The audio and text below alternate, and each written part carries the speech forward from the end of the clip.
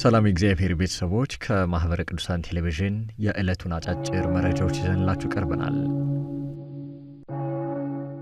ክህነት የሚታደል ማዕረግ ሳይሆን ትልቅ መንፈሳዊ ኃላፊነት መሆኑን ማወቅ ይገባል ሲሉ ብፁዕ አቡነ ኤርምያስ አሳሰቡ። የሰሜን ወሎ፣ ደቡብ ወሎና ከሚሴ አህጉረ ስብከት ሊቀ ጳጳስ ብፁዕ አቡነ ኤርምያስ ይህንን ያሉት ለ265 አገልጋዮች ማዕረገ ክህነት መስጠታቸውን ተከትሎ ነው። ክህነት መቀበል ብቻ በቂ አይደለም ያሉት ብፁዕነታቸው አክለውም ክህነት ዝም ብሎ የሚታደል ማዕረግ ሳይሆን ትልቅ መንፈሳዊ ኃላፊነት በመሆኑ ተቀባዮች ክብሩን ጠንቅቀው ማወቅና መጠበቅ እንዳለባቸውም አሳስበዋል። እያንዳንዱ አገልጋይ መሰረታዊ የሆነውን የቤተ ክርስቲያን እውቀት በበቂ ሁኔታ መያዝ እንዳለበትም ብፁዕነታቸው አሳስበዋል። መረጃው የወልዲያ ማዕከል ሚዲያ ክፍል ነው። በተያያዘ መረጃ የጌዲዮ ኮሬና ቡርጂ ሀገረ ስብከት ሊቀ ጳጳስ ብፁዕ አቡነ ገሪማ በይርጋ ጨፌ ደብረ ምሕረት ቅዱስ ኪዳነ ምሕረት ቤተ ክርስቲያን መንፈሳዊ ትምህርታቸውን ለተከታተሉ 5 ደቀ መዛሙርት የድቁና ማዕረገ ክህነት እንዲሁም ለአንድ እናት ሥርዓተ ምንኩስናን ፈጽመዋል። መረጃው የሀገረ ስብከቱ ሕዝብ ግንኙነት ክፍል ነው። የማንንዳ አባ አቡነ ያሳይ መድኃኔዓለም አንድነት ገዳም የረጅም ጊዜ ፍኖተ ካርታ ይፋ ሆነ። በ1326 ዓ.ም በጻድቁ አቡነ ያሳይ እንደተመሰረተ የሚነገርለት የማንንዳ አባ አቡነ ያሳይ መድኃኔዓለም አንድነት ገዳም ያዘጋጀው ዶክመንታሪ ተመርቋል። በዶክመንታሪው ምረቃ መርሃ ግብርም በገዳሙ ሊሰሩ የታቀዱ የረጅም ጊዜ መንፈሳዊና ምጣኔ ሀብታዊ ፕሮጀክቶች ይፋ ሆነዋል።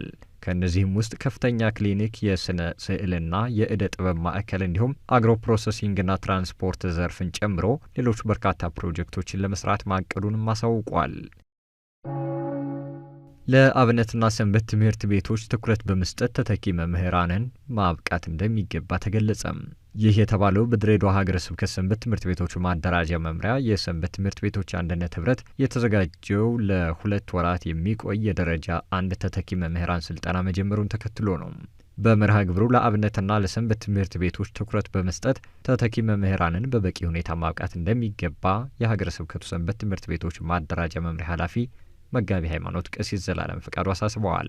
በማህበረ ቅዱሳን የድሬዳዋ ማዕከል ትምህርትና ሐዋርያዊ ተልእኮ ዋና ክፍል ኃላፊ ዲያቆን ንጉስ በበኩላቸው ማዕከሉ ለስልጠናው ተግባራዊነት በሚቻለው ሁሉም ለማገዝ ዝግጁ መሆኑን አሳውቀዋል።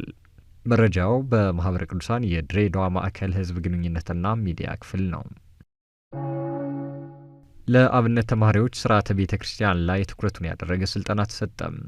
በማህበረ ቅዱሳን ባህር ዳር ማዕከል የዱር ቤት የወረዳ ማዕከል አዘጋጅነት በተለያዩ አድባራትና ገዳማት ለሚገኙ የአብነት ተማሪዎች በትምህርት ሃይማኖትና በሥርዓተ ቤተ ክርስቲያን ላይ ያተኮረ ስልጠና ተሰጥቷል። በስልጠናው 50 የአቋቋም የድጓ እንዲሁም የቅኔ ደቀ መዛሙርት መሳተፋቸውን የዱር ቤት የወረዳ ማዕከል ሙያና ገዳማት እንዲሁም አብነት ትምህርት ቤቶች ክፍል ተጠሪ ቀሲስ አዳነ ታዬ አሳውቀዋል። ተሳታፊ ደቀ መዛሙርት ስልጠናው ስለ ትምህርት ሃይማኖትና ሥርዓተ ቤተ ክርስቲያን ያለንን እውቀትና መረዳት የሚያሳድግ ስለሆነ ተጠናክሮ እንዲቀጥል ሲሉም አሳስበዋል። መረጃው በማህበረ ቅዱሳን የባህር ዳር ማዕከል ሚዲያ ክፍል ነው። ለአድባራት አለቆች፣ ለመምህራን እንዲሁም ለሰንበት ትምህርት ቤት ክፍል ኃላፊዎች ስልጠና ተሰጠም። ከ39 አብያተ ክርስቲያናት ለተውጣጡ የቤተ ክርስቲያን አስተዳዳሪዎች፣ መምህራን እንዲሁም ለሰንበት ትምህርት ቤት የተለያዩ ክፍል ኃላፊዎች በቤተ ክርስቲያን ወቅታዊ ጉዳዮችና የሰንበት ትምህርት ቤቶች አደረጃጀትና አወቃቀር ላይ ያተኮረ ስልጠና ተሰጥቷል።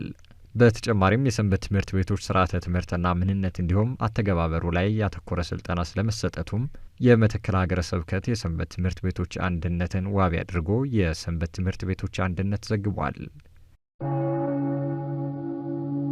ለዕለቱ የያዝንላችሁ አጫጭር መረጃዎች የእስካሁኖቹን ይመስሉ ነበረ።